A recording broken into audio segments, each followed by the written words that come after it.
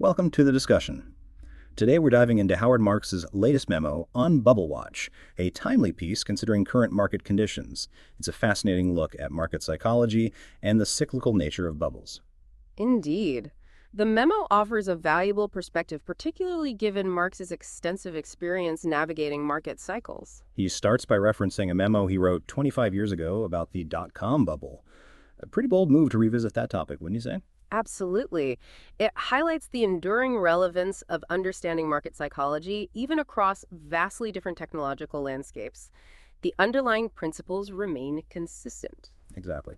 So let's unpack some of his key arguments. He talks about the Magnificent Seven, the top seven stocks in the S&P 500, and their disproportionate contribution to market gains. What's your take on that? The concentration of market gains in a handful of companies is certainly noteworthy. It mirrors similar patterns seen in past bubbles where a few darlings capture an outsized share of investor attention and capital. This concentration raises concerns about market fragility.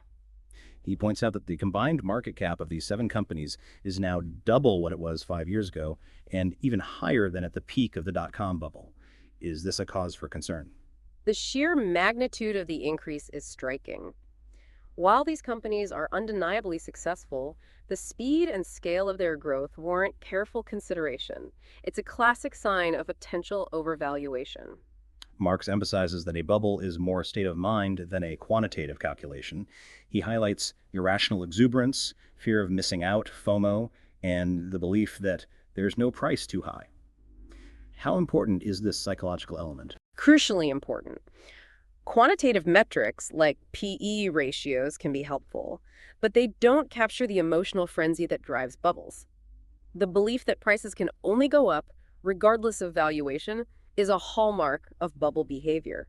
It's the collective delusion that creates the unsustainable upward momentum. He used the anecdote about JP Morgan knowing there was a problem when his shoeshine boy started giving him stock tips. That's a powerful image. It perfectly illustrates the point. When widespread participation extends beyond seasoned investors to those with limited financial expertise, it signals a potential bubble. It's a sign that the market is driven by speculation rather than fundamental analysis. Marx discusses the role of newness in fueling bubbles. He argues that when something is new, there is no historical precedent to temper enthusiasm.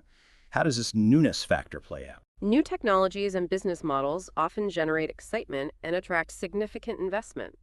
The lack of historical data makes it difficult to assess risk and valuation appropriately. Investors often extrapolate early success, ignoring potential pitfalls and competition. It's the "this time is different" fallacy. He uses the analogy of the emperor's new clothes to illustrate how people are afraid to question the prevailing narrative, even when it's clearly flawed. Precisely. The fear of being seen as uninformed or missing out on potential gains can lead to a collective blindness to obvious risks. It's a powerful social dynamic that reinforces the bubble. Marx recounts his early career experience with the Nifty 50 stocks in the late 1960s. What lessons did he learn from that experience? The Nifty 50 debacle underscored the importance of valuation. Even the best companies can become overvalued and suffer significant losses. It reinforced the principle that good investing isn't about buying good companies, but about buying them at the right price. It's about risk management, not just identifying opportunity. He emphasizes that there's no asset so good that it can't become overpriced and thus dangerous, a crucial point. Absolutely. Overvaluation creates vulnerability. No matter how strong the underlying fundamentals, excessive price appreciation creates a precarious situation.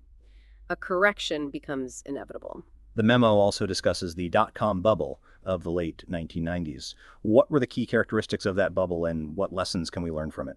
The internet bubble was fueled by the rapid technological advancements and the belief that the internet would revolutionize every aspect of life. Investors poured money into companies with little or no earnings, focusing on metrics like clicks and eyeballs rather than fundamental profitability. It highlighted the dangers of investing in hype rather than substance. He mentions that the vast majority of internet and e-commerce companies that soared during that period ended up worthless. A stark reminder that even revolutionary technologies don't guarantee success for every company involved. The market's tendency to overestimate the potential of new technologies is a recurring theme in market history. Marx discusses the valuation of today's leading tech companies. He notes that while their PE ratios are high, they are not as extreme as those of the Nifty 50. But is that enough? While the current PE ratios aren't as extreme, they still imply significant future growth and persistence. The assumption that these companies will maintain their dominance for decades is a risky one. Technological disruption is constant, and even the most successful companies can be overtaken. He points out that only a small fraction of the top companies from 2000 are still in the top 20 today. That's a powerful illustration of the lack of persistence in the tech sector.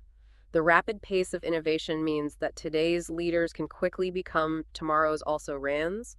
Investors need to be mindful of this inherent risk. Marx discusses how bubbles can spread from individual stocks to entire markets. He mentions the role of declining interest rates in investor sentiment in the 1990s. How does this broader market dynamic work? Bubbles often start in specific sectors, but can spread to the broader market as investor enthusiasm grows. Declining interest rates can fuel this process by making borrowing cheaper and encouraging risk-taking. Positive feedback loops, where rising prices further fuel buying, can amplify the effect. Searle's concept of reflexivity is relevant here. Market expectations influence market outcomes, and vice versa. He quotes or paraphrases Warren Buffett. When investors forget that corporate profits grow about 7% per year, they tend to get into trouble. That's a crucial point. When stock prices rise much faster than underlying earnings growth, it creates a disconnect that's unsustainable. It leads to overvaluation and increased risk. The memo highlights the strong market performance of the last 2 years, exceeding 20% annually. What are the cautionary signs he points out? The combination of high valuations, optimism, enthusiasm for AI, and the implicit assumption of continued dominance by the Magnificent Seven are all cause for concern. The potential for automated buying by index investors, without regard for intrinsic value, further exacerbates the risk. He also mentions Bitcoin's recent price surge as another example of potentially excessive risk-taking. Bitcoin's volatility underscores the speculative nature of certain assets. Its rapid price appreciation, regardless of its underlying value proposition, highlights the potential for irrational exuberance to drive prices far beyond reasonable levels. Marx discusses a JP Morgan chart showing the relationship between starting valuations and subsequent 10-year returns on the S&P 500. What does this chart reveal? The chart demonstrates a strong inverse relationship. Higher starting valuations consistently lead to lower subsequent returns. Currently, the S&P 500's valuation is in the top decile of observations, suggesting potentially low returns over the next 10 years. Some projections even suggest low single-digit returns. He mentions that when the S&P 500 traded at similar valuations in the past, 10-year returns were typically between plus and minus 2%. That's a sobering observation. While a plus or minus 2% return might seem acceptable, the possibility of a significant market correction, similar to those seen in 1973, 74, and 2002, cannot be ignored. Marx acknowledges counterarguments, such as the Magnificent Seven strong fundamentals and the lack of widespread, there's no price too high sentiment. How does he address these? He acknowledges these points but emphasizes that even strong fundamentals can't justify extreme valuations. The absence of overt exuberance doesn't negate the risk of overvaluation. The market can be high-priced and frothy without being overtly nutty. The risk lies in the potential for a correction, even without a full-blown crash. He concludes by stating that he's not an equity investor or a tech expert, but he's presenting the facts as he sees them. This approach is characteristic of Marx's style. He's not making definitive predictions, but rather highlighting potential risks and encouraging careful consideration of market conditions. He's urging caution and a focus on risk management. So what's the overall takeaway from this memo? The memo serves as a timely reminder of the cyclical nature of markets and the importance of understanding market psychology. While the current market may not exhibit the extreme exuberance of past bubbles, the high valuations and concentration of gains warrant caution.